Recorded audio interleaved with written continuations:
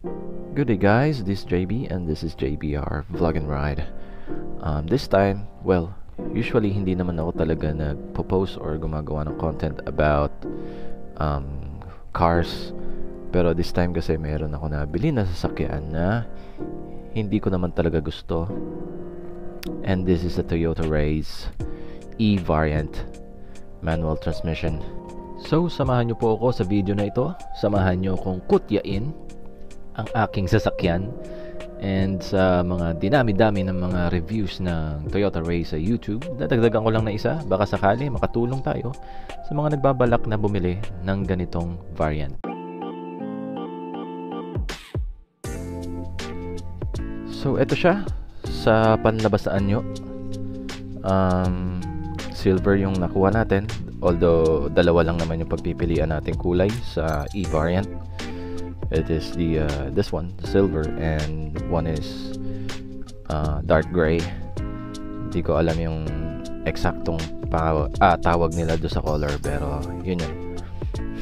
Nilagyan ko lang ng maliit na badge sa grill para madali ko siya makilala.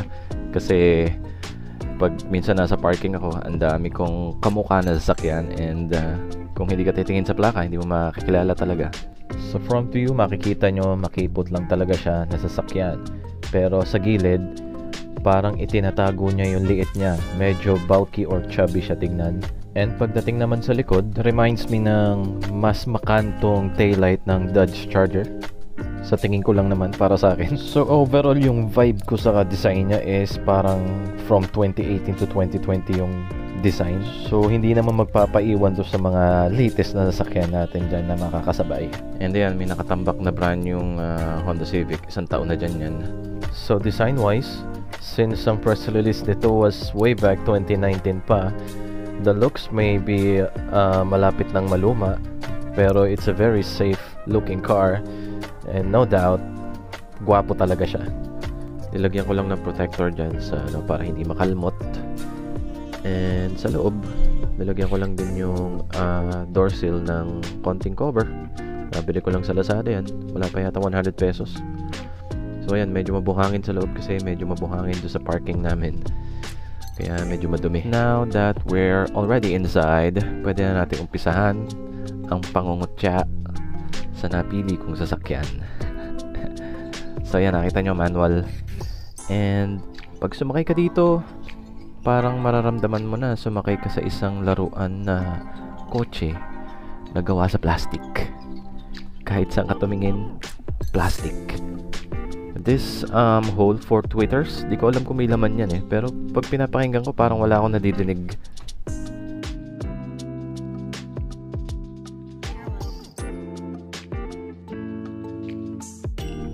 So right here, meron tayong pinaka-basic na susi sa panahon ngayon. And ayun lang,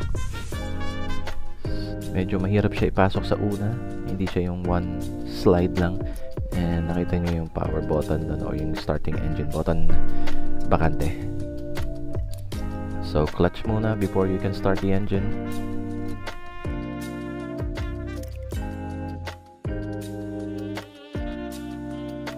So going to the climate control, ang reklamo ko lang dito, walang vent sa paa, sa taas lang. Pero the aircon, sobrang lamig. Sa tanghali naman, mapapa level 3 ka. Pero pagdating ng hapon, babagsak ka na sa level 1 kasi nga malamig. Kung minsan nagreklamo na ako, sobrang lamig. Sinasabi ko dun sa asawa ko, wala na ba ihihina to? Yung controls naman natin sa ating pintuan, average. Okay naman siya, solid. Pero hindi naman super premium. And so, start muna tayo sa sound check sa ating interior. I'm just going to let you hear the unpleasant sound of the interior.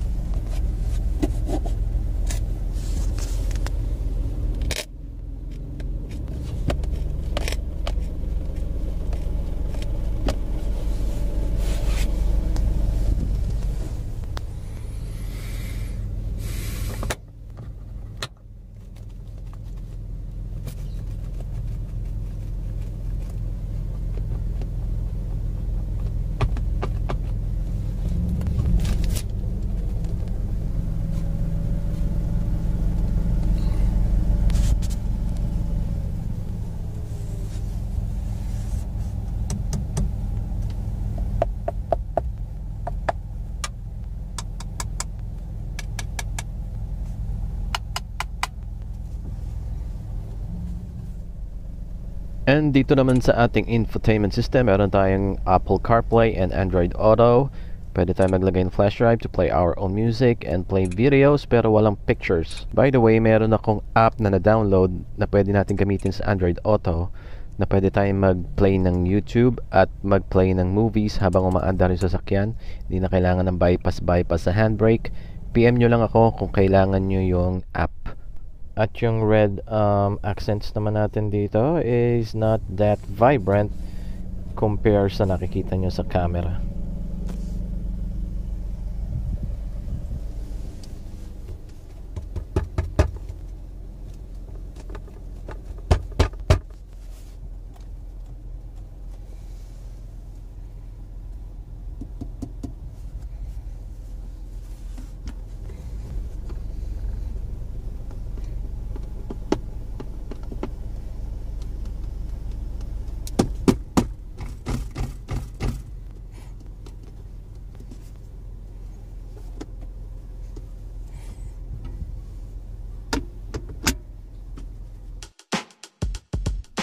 Maidagdag ko lang, no, yung wiper natin, yung first twist natin, yung first stage, yung merong interval yung kada swipe.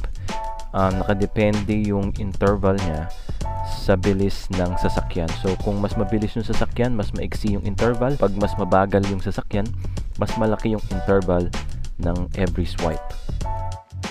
And meron din tayong traction control, no? So hindi natin siya ma-on and ma-off kung hindi natin i-full stop yung sasakyan, at mga bakanteng buttons to show na base variant yung sasakyan natin.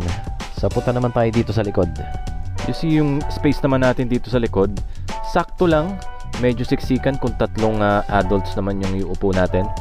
Maluwag lang siya sa pakiramdam dahil mataas yung bubong natin. And by the way, ang height ko pala ay 5'9", and maluwag pa rin naman yung leg space natin dito.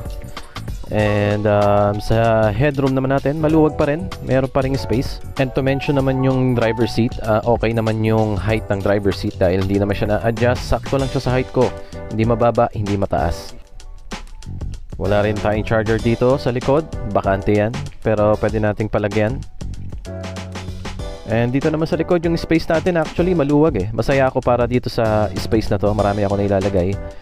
And dyan sa may bintana, kita nyo yung mga spot welds. Medyo hindi siya maganda tignan, parang unfinished yung pagkakagawa, medyo exposed kasi. At yung libre naman na cover ng ating mga upuan ay syempre low class, madaling masira. Yung tali pinaglalaruan ng anak ko, so ayun, natanggal na. And yun, nag-uumpisa na siyang masira, natatastas na siya. So siguro dapat mapalagyan ko na to ng bagong upholstery soon. And by the way, 6 months old nga pala yung aking Raze. And dito sa likod, meron na tayong parking sensor, which is good para sa presyo ng sasakyan. And ayun nga, yung space natin dito, maganda, malaki. Pero hindi ko siya nilalagyan ng mga mabibigat na bagay katulad ng mga sako-sakong bigas. Baka kasi lumambot or bumagsak yung bed, dahil gawa lang naman siya, di siya sa kahoy yata. Ayan yung hinges naman dito sa ating door sa likod. Hindi ko alam kung kalawang yung lumalabas na medyo ma-brown-brown, pero bahala na sila dyan. Sakto din yung yung taas ng pintuan sa likod. Para sa height ko, hindi ako siguradong mauuntog. Paminsan-minsan meron akong creaking sound na nadidinig dito sa ating pintuan kapag nabubuksan siya ng sagad, pero hindi ko naman wino-worry masyado. Ang gusto ko lang sa kanya, nabubuksan ng malapad yung pintuan, no? So makakapasok tayo ng mas mabilis. So check naman natin yung engine bay. Papakita ko sa inyo yung portal. Yung portal na malaking butas sa ilalim. Kitang-kita nyo, no? Sobrang liit yung makina. Kitang-kita nyo yung lupa sa ilalim dahil walang engine cover, undercover sa ilalim. Ayan, kitang-kita nyo yung paa ko. And siguro, padinig ko na sa inyo yung engine sound natin. Meron akong iba't ibang naririnig sa kanya. Hindi consistent yung tunog niya after mo siyang ma-start sa umpisa at habang tumatakbo na siya ng matagal.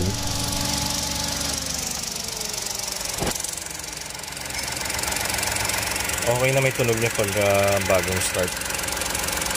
Pero pag naibiyahe na ng mga ilang kilometro or mainit na yung makina.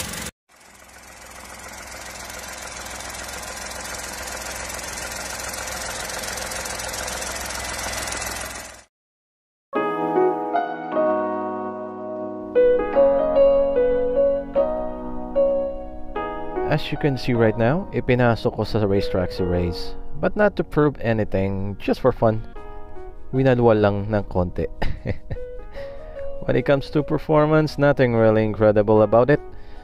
Nasa more or less 140 kilometers per hour lang naman yung inabot ko sa straight section ng Clark Speedway, revving the engine to the red line.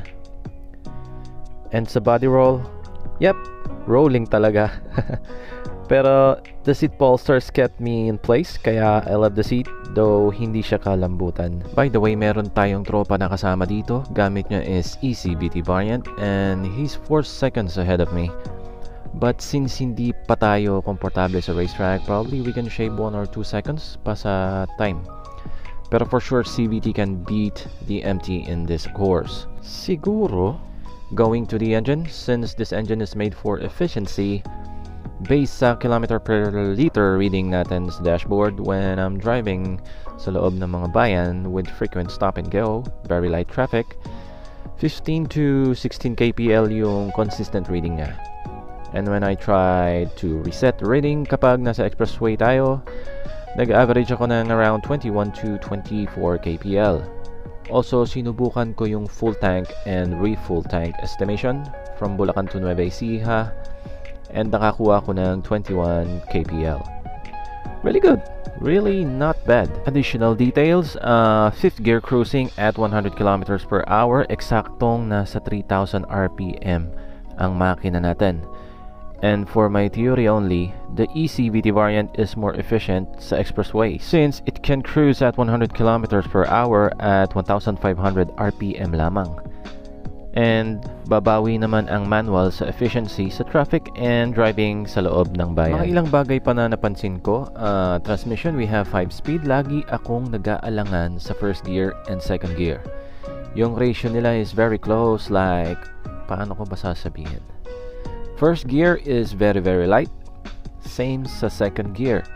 Kaya madalas kapag tatawid ako ng humps, first gear was too light and second gear pwede din ipangtawid ng humps. Kaya normally ginagawa ko kung may light traffic and gumugulong naman tayo at least 5 or 10 kilometers, second gear na ang pinang-aarangkada ko.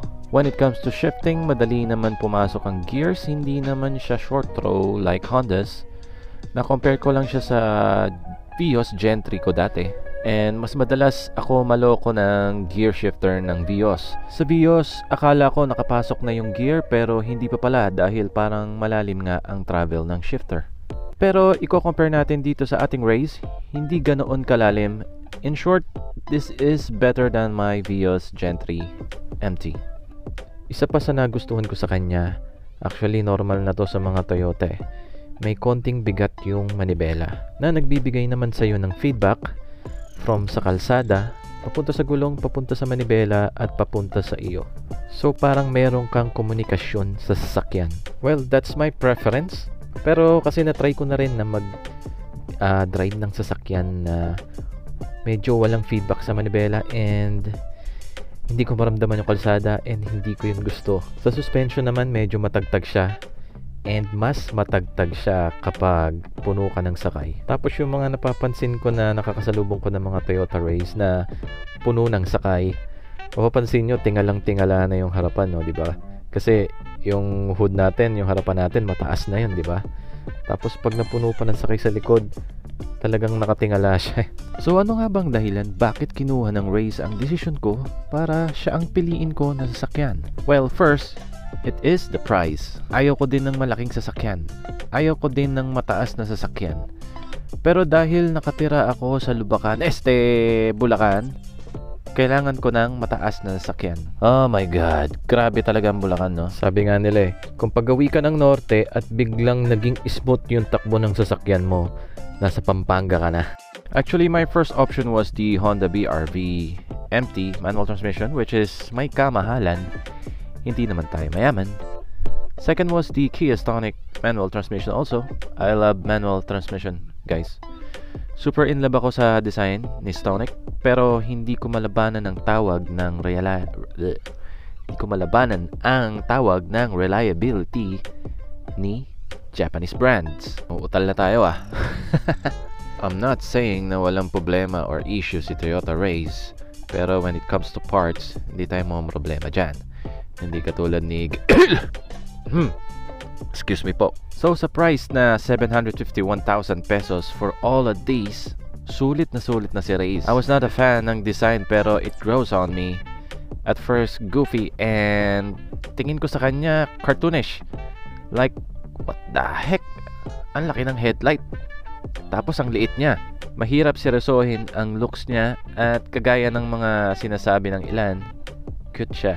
Siya yung tipo na mapalitan lang ng magandang mags, poging-pogi na.